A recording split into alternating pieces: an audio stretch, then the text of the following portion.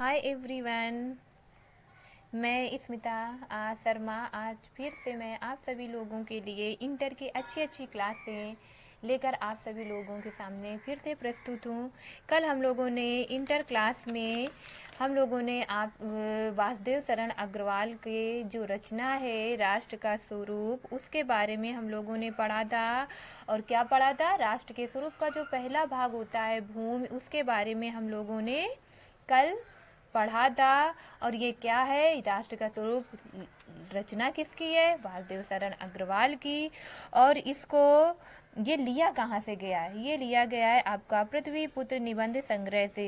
ये बेटा जो जो चीज़ें हम मोस्ट इम्पॉर्टेंट आपको बताते जाएं आप लोग ये नोट करते जाना। क्यों? क्योंकि जब बेटा आगे आपको इसी लेसन के जब प्रश्नोत्तर लिखने को आते हैं तो आप संदर्भ में आप बता सकते हैं कि ये जो राष्ट्र का स्वरूप है ये कहाँ से लिया गया है? पृथ्वी पुत्र नामक निबंध संग्रह से लिया गया है। कल हम सभी लोगों ने राष्ट्र का स्वरूप का ये जो पहला भाग है भूमि के बारे में आप सभी लोगों को हमने बताया था। आज हम सभी लोग राष्ट्र के स्वरूप का जो दूसरा भाग है जन, उसके बारे में पढ़ेंगे। मगर इससे पहले पढ़ने से पहले हम सभी लोग एक बार फिर से भूमि के बारे में समझ लें कि भूमि क्या है। राष्ट्र के स्वरूप का जो पहला भाग होता है आपका भूमि। भूमि क्या है? भूमि जहाँ पे मनुष्य रहते हैं वहीं भूमि है। तो सबसे पहले राष्ट्र का भाग तो भूमि आता है। और हमने कई पर्यायवाची आपको इसमें बताए थे कि भूमि के भू, धरा, वसुंधरा ये सब क्या है? पृथ्वी के पर्यायवाची हैं। आज हम सभी लोग राष्ट्र के स्वरूप का दूसरा भाग पढ़ेंगे जन। मगर उससे पहले मैं आप सभी लोगों को बता दूं कि अभी तक जो मेरे इस चैनल एजुकेशन बाय मी से नहीं जुड़े हैं वो जल्दी जल्दी इस चैनल से जुड़ जाएं। क्यों? क्योंकि मैं आप सभी लोगों के लिए अच्छी अच्छी क्लास ला रही हूँ और अच्छी अच्छी क्लास लेने के लिए आप सभी लोग मेरे इस चैनल से जुड़ जाएं। लाइक कर दीजिए और सब्सक्राइब कर दीजिए और शेयर कर दीजिए। चलो आज हम अपनी क्लास चालू करते हैं। तो राष्ट्र के स्वरूप का जो दूसरा भाग है आपका जन का मतलब क्या होता है? जन मतलब लोग। तो क्या है? पृथ्वी पर मातृभूमि पर निवास करने वाले मनुष्य क्या है? राष्ट्र का दूसरा अंग है। पहला भाग क्या था? पहला भाग आपका क्या था? पृथ्वी थी। और आज दूसरा भाग क्या है? अंग है। पृथ्वी हो और मनुष्य ना हो तो राष्ट्र की कल्पना असंभव है। अब आप ही लोग सोचो, अगर पृथ्वी हो और वहाँ पर रहने वाले मनुष्य हो तो क्या राष्ट्र की कल्पना कर सकते हैं? आप सभी लोग कमेंट करके बताइए हमें कि अगर सिर्फ पृथ्वी हो और अगर पृथ्वी पर मनुष्य ना हो तो क्या राष्ट्र की हम कल्पना कर सकते हैं? आज के लिए आप सभी लोगों के लिए यही क्वेश्चन है कि आप सभी लोग कमेंट करके बताएंगे कि राष्ट्र में सिर्फ पृथ्वी हो और मनुष्य ना हो तो क्या हम सिर्फ राष्ट्र के पृथ्वी के द्वारा राष्ट्र की कल्पना कर सकते हैं? आज सभी लोग का यही क्वेश्चन है कि आप लोग कमेंट में हमें यही बताएंगे कि अगर राष्ट्र में सिर्फ पृथ्वी हो तो क्या हम अपने राष्ट्र का या देश की कल्पना कर सकते हैं? चलो आगे बढ़ते हैं कि पृथ्वी और जन दोनों के सम्मिलन से ही राष्ट्र का स्वरूप संपादित होता है। जन के कारण ही पृथ्वी मातृभूमि की संज्ञा प्राप्त करती है। देखो कितना अच्छा बताया कि ये जो पृथ्वी को कई नामों से विभूषित किया गया है, जैसे मातृभूमि, वसुंधरा, तो ये सब किसने दी है? मनुष्य ने ही तो दिए हैं। तो मनुष्य के द्वारा ही तो पृथ्वी को ये उपाधियां प्राप्त हुई हैं। जैसे वसुंधरा है वैसे ही मातृभूमि। आगे क्या है? पृथ्वी माता है और जन सच्चे अर्थों में पृथ्वी का क्या है? पुत्र है। और देखो यहाँ पे एक इस श्लोक के माध्यम से बताया जा रहा है कि माता भूमि पुत्रो अहम पृथिव्या। की माता मतलब माता, भूमि मतलब भूमि, पुत्रों का मतलब पुत्र, अहम का मतलब मैं, पृथिव्या का मतलब पुत्र।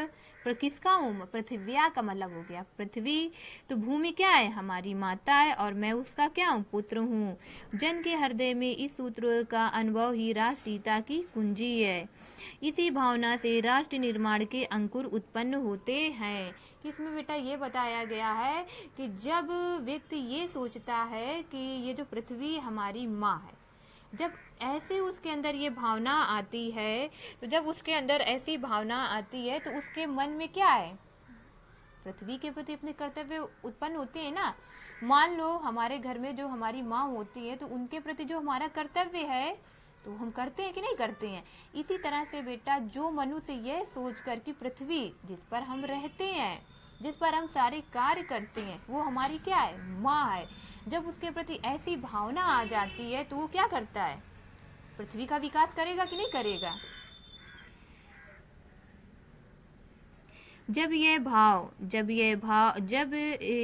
भाव जब सशक्त रूप में जागता है, तब राष्ट्र निर्माण के स्वर क्या होते हैं, वायुमंडल में भरने लगते हैं। इस भाव के द्वारा ही मनुष्य पृथ्वी के साथ अपने सच्चे संबंध को प्राप्त करते हैं। जहाँ यह भाव नहीं, कौन से भाव, कि जहाँ पर मनुष्य पृथ्वी को अपनी माँ नहीं समझता है, न उसके प्रति जो कर्तव्य है उनको नहीं करता है, तो क्या होता है, वहाँ जन और भूमि का संबंध अचेतन और जड़ बना रहता है। जिस समय भी जन का हृदय भूमि के साथ माता और पुत्र के संबंध को पहचानता है, उसी क्षण आनंद और श्रद्धा से भरा हुआ उसका प्रणाम भाव मातृभूमि के लिए इस प्रकार प्रकट होता है।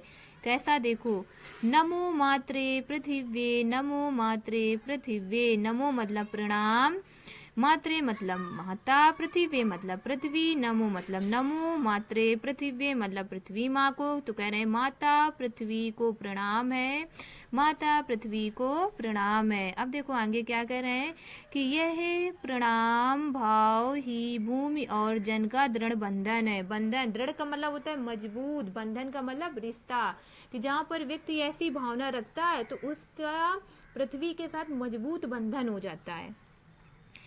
इसी दृढ़ भित्ति पर राष्ट्र का भवन तैयार किया जाता है।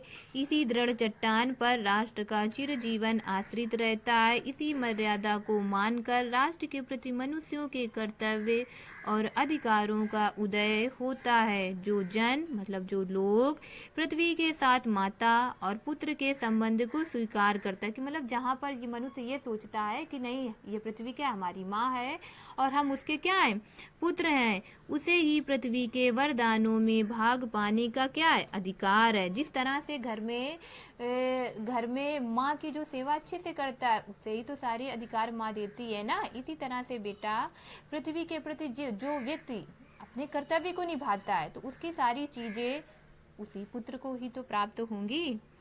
माता के प्रति अनुराग, अनुराग का मतलब होता है प्रेम, और सेवा भाव पुत्र का क्या है, स्वाभाविक कर्तव्य है।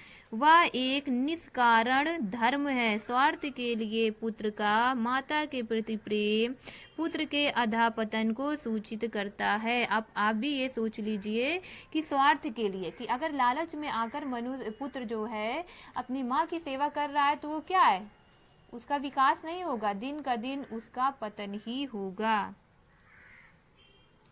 जो जन मातृभूमि के साथ अपना संबंध जोड़ना चाहता है, उसे अपने कर्तव्यों के प्रति पहले ध्यान देना चाहिए।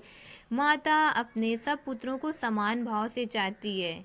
कि कभी कभी ये देखा गया कि परिवार में बहुत से लोग क्या कहते हैं कि माँ जो है हमें ज़्यादा नहीं प्यार करती है, दूसरे को प्यार ज़्यादा करती है ना। और उसमें बेटा क्या होता है कि जो माँ होती है उसके लिए सारे पुत्र एक समान होते हैं। इसी तरह हमारी जो पृथ्वी माँ है उसके लिए सारे पुत्र क्या होते हैं, एक समान होते हैं। इसी कारण पृथ्वी पर बसने वाले जन बराबर हैं, उनमें ऊंच और नीच का भाव नहीं। ये ऊंच नीच की भावना तो मनुष्य पैदा करता है, पृथ्वी तो नहीं पैदा करती है। क्या पृथ्वी ने कभी पैदा किया है कि नहीं अमीर लोगों को हम अच्छी जगह देंगे, गरीब लोगों को हम अच्छी जगह देंगे? क्या कभी पृथ्वी इस तरह के भेदभाव करती है? ये भेदभाव तो मनुष्य करता है। जो मातृभूमि के उदय के साथ जुड़ा हुआ है वह समान अधिकार का भागी है। पृथ्वी पर निवास करने वाले जनों का विस्तार अनंत है। अब कह दो पृथ्वी की समय सीमा कहाँ तक है? क्या किसी ने देखा है कि पृथ्वी की समय सीमा कहाँ तक है? नहीं देखा ना। तो इसका मतलब क्या है, पृथ्वी बहुत ही अनंत है। नगर और जनपद, पुर और गांव, जंगल और पर्वत नाना प्रकार के जनों से भरे हुए हैं। ये जन अनेक प्रकार की भाषाएं बोलने वाले। हमारे देश में कितनी भाषाएं बोली जाती हैं? 22। और ये कहाँ से ली गई हैं? 8वीं अनुसूची से ली गई हैं। और अनेक धर्मों के मानने वाले हैं। फिर भी ये मातृभूमि के पुत्र हैं। और आपने देखा होगा कि हमारा जो देश है भारत देश, वहाँ पे तो कई भाषाएं बोलने वाले लोग रहते हैं, अनेक धर्म के लोग रहते हैं। तो क्या पृथ्वी उन सभी के प्रति क्या समान भाव नहीं रखती है? रखती है। भेदभाव करती है? नहीं करती। भेदभाव तो मनुष्यों ने पैदा किया है और इस कारण उनका सौहार्द भाव अखंड है। सभ्यता और रहन सहन की दृष्टि से जन एक दूसरे से आगे पीछे हो सकते हैं, किंतु इस कारण से मातृभूमि के साथ उनका जो संबंध है उसमें कोई भेदभाव उत्पन्न नहीं हो सकता। पृथ्वी के विशाल प्रांगण में सब जातियों के लिए समान क्षेत्र है। देखो कितनी अच्छी बात बताई है आपके वासुदेव शरण अग्रवाल ने कि ये जो पृथ्वी है, तो पृथ्वी के विशाल प्रांगण में सब जातियों के लोग क्या होते हैं, समान होते हैं। समन्वय के मार्ग से भरपूर प्रगति और उन्नति करने का सबको एक जैसा अधिकार है। किसी जन को पीछे छोड़कर राष्ट्र आगे नहीं बढ़ सकता। अगर कोई ये सोच ले कि चलो हम इसको छोड़ दें, राष्ट्र आगे बढ़ जाएगा, तो नहीं होगा। क्यों? क्योंकि हमारा राष्ट्र सबको साथ में लेकर ही चलता है।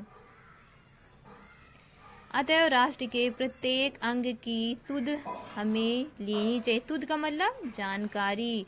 राष्ट्र के शरीर के एक भाग में यदि अंधकार और निर्बलता का निवास है तो समग्र राष्ट्र का स्वास्थ्य उतने अंश में असमर्थ रहेगा।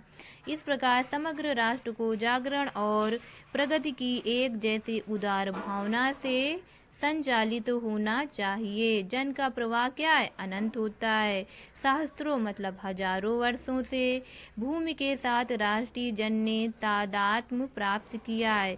जब तक सूर्य की रश्मियाँ का मतलब होता है किरणें, नित्य मतलब प्रतिदिन, प्रातः काल मतलब सवेरे, भुवन को अमृत से भर देती हैं, तब तक राष्ट्रीय जन का जीवन भी अमर है। इतिहास के अनेक उतार चढ़ाव पार करने के बाद भी राष्ट्र निवासी जन नई उठती लहरों से आगे बढ़ने के लिए अजर अमर है। जन का संततवाही जीवन नदी के प्रवाह की तरह है, जिसमें कर्म और श्रम के द्वारा उत्थान के अनेक घाटों का निर्माण करना होता है। तो आज हम सभी लोगों ने राष्ट्र का जो दूसरा भाग है जन, उसके बारे में हम लोगों ने पढ़ा। आज आप सभी लोग बताएंगे कि हमारी ये जो क्लास है आपको अच्छी लगती है कि नहीं अच्छी लगती है, और अगर समझ में आ रहा है तो आप कमेंट के द्वारा आप हमें बताइए। और ये जो राष्ट्र का तीसरा भाग है संस्कृति, कल ये भी हम आप लोगों को पढ़ा देंगे। उसके बाद हम आपको ये जो वासुदेव शरण अग्रवाल है, तो आपको पेपर में किस तरह से उनकी जीवनी लिखनी है और किस तरह से आपको अच्छे नंबर प्राप्त करने हैं, इस सभी के बारे में आपको हम बताएंगे। आज के लिए बस इतना ही, और अभी तक जिन्होंने मेरे चैनल को सब्सक्राइब नहीं किया है वो सब्सक्राइब कीजिए, लाइक कीजिए और शेयर कीजिए। Thank you, bye.